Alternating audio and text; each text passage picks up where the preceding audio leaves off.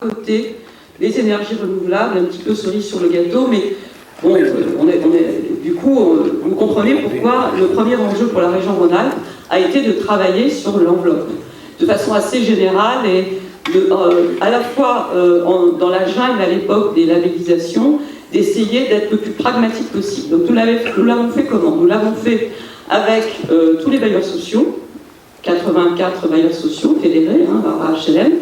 Nous l'avons fait avec l'ADEME. Et l'objectif était d'intervenir effectivement en matière de logement social, mais aussi dans ce qui est un peu annexe. On intervenait classiquement, et on continue d'intervenir sur les copropriétés dégradées qui font l'objet d'appui public. Donc tout ça pour dire qu'on a un petit pied dans le privé. Ce référentiel, il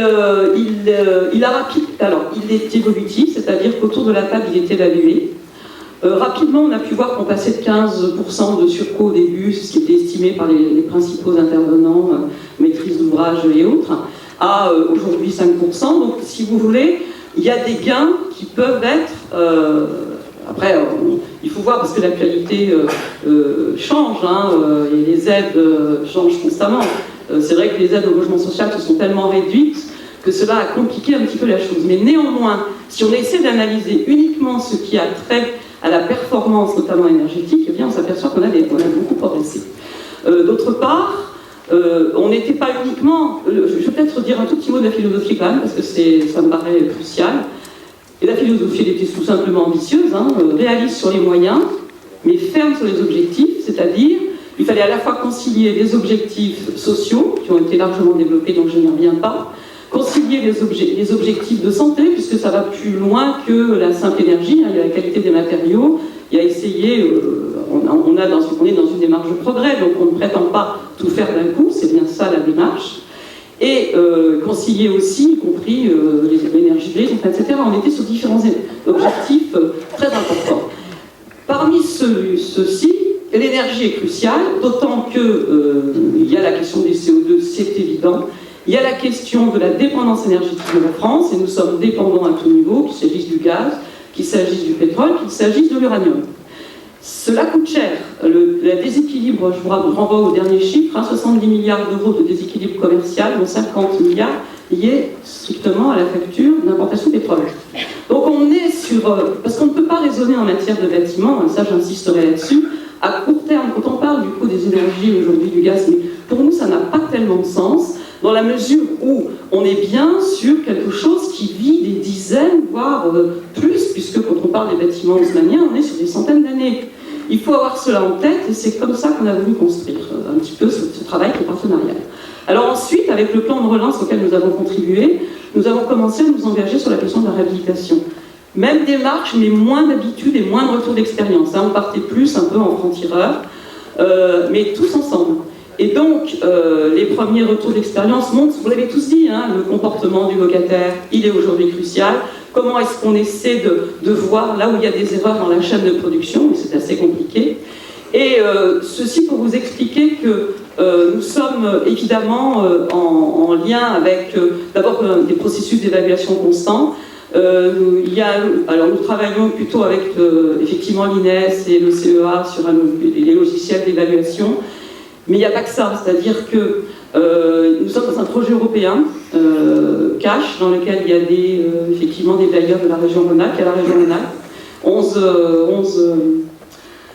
11 communes, 11 pays d'Europe différents, et l'objectif, il est bien d'essayer de voir là où ça pêche. Et effectivement, c'est très instructif parce que certains sont meilleurs que d'autres. Par exemple, les Britanniques sont meilleurs en conservation, les Danois sont meilleurs en énergie renouvelable, y compris, ils sont bâtiments objectif zéro CO2, voilà, pour eux, c'est normal.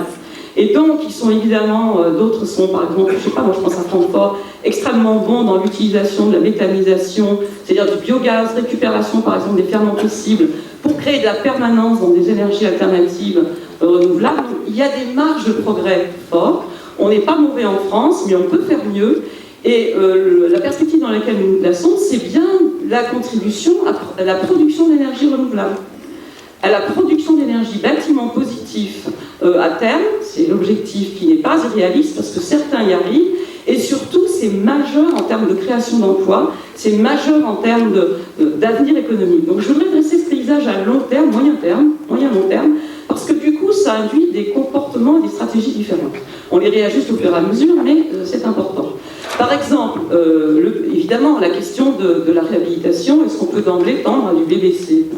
Certains nous disent non. Donc du coup, on en a, hein, on a de plus en plus, on a des milliers de réalisations en BBC aujourd'hui en réhabilitation. C'est quand même pas du tout anecdotique, donc on peut y arriver. Cela dit, ce qui est important quand on n'a pas suffisamment d'argent, c'est de se donner les moyens à terme de pouvoir atteindre le BBC. Par exemple, on a mis en place de façon ferme sur les objectifs et souple sur les moyens. J'insiste beaucoup sur la méthode, je n'ai pas le temps de la détailler aujourd'hui. On a donc mis en place ce qu'on appelle le BBC compatible, c'est-à-dire comment est-ce qu'on fait, qu'on intervienne plutôt sur l'enveloppe extérieure ou qu'on intervienne plutôt sur les fenêtres, c'est un exemple très sommaire que je prends là, comment est-ce qu'on fait pour rendre compatibles les évolutions. Donc on doit anticiper, la réhabilitation doit se projeter, et elle fait comme si on allait atteindre le BBC, et ensuite on cible. Donc il n'y a pas de ciblage. Effectivement, on est passé nous aussi par cette période, on va cibler tel bouquet de travaux, etc. Mais les évaluations montrent que ça n'est pas le plus intéressant. Donc du coup, on est sur cette façon de procéder. Et pour en terminer, donc oui, je n'ai pas voulu revenir sur le... Effectivement, je m'adresse directement à vous, vous comptabilisez l'énergie finale. Pour nous, c'est presque... Enfin, nous comptabilisons évidemment l'énergie primaire, mais c'est presque un faux départ parce qu'aujourd'hui, le bâtiment, en tout cas dans le neuf, il est plus consommateur de chauffage à terme. C'est pas ça l'enjeu. L'enjeu, c'est bien, je sais pas moi, les ordinateurs, tous les équipements, etc. Donc, de toute manière, pour nous, l'équilibre des énergies, c'est utiliser au bon endroit l'énergie la plus performante possible. Le nucléaire, c'est clair, mais l'énergie électrique dans son ensemble ne sont pas bons, même les renouvelables ne sont pas bons pour chauffer. Par contre, on n'en a pas forcément besoin, et ce qui compte, c'est l'ensemble des éléments. Et puis on oublie trop souvent le méthane, alors que les ordures et les fermentescibles sont cause de méthane, donc cause de CO2 de façon, c'est devant nous, hein, de façon très importante, et c'est un des éléments à ne pas oublier. Alors, je ne pourrais pas forcément vous en dire beaucoup plus. Nous avons des référentiels, qui sont assez épais, alors voilà. Il y en a toute une série, y compris sur la VFA, puisqu'on est sur d'autres façons de travailler. 50% de l'offre nouvelle en logement social, c'est la VFA, hein, la vente en état futur d'achèvement. Les copropriétés dégradées, enfin il y a toute une série de référentiels. Le dernier en date, ils sont revus chaque année.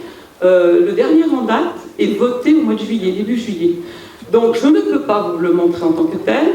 Il est évidemment élaboré avec l'ensemble des partenaires rhône-alpins que j'ai évoqué, mais par contre, ce que je peux vous dire, c'est qu'il sera mis en ligne, comme tout le reste de nos productions tripartites, hein, l'ARA, HLM, l'ADEME et la région Rhône-Alpes, sur le site logementsocialdurable.fr, et vous pouvez télécharger tout ce que vous voulez, et vous avez la preuve que, oui, ce sont des choses qui existent, c'est pas du rêve.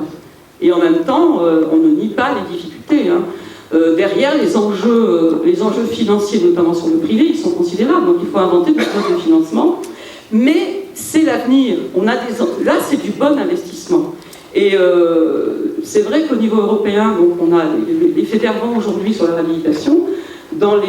C'est un des enjeux à venir en matière de développement industriel. Je crois que chacun d'entre vous devrait pouvoir peser pour influer le plus possible. Les organismes HLM sont assez bien organisés là-bas, puisqu'ils ont réussi à peser hein, à la fois sur la commission et sur les... Aujourd'hui, c'est en cours de négociation, ils sont les députés, on est en processus de codécision.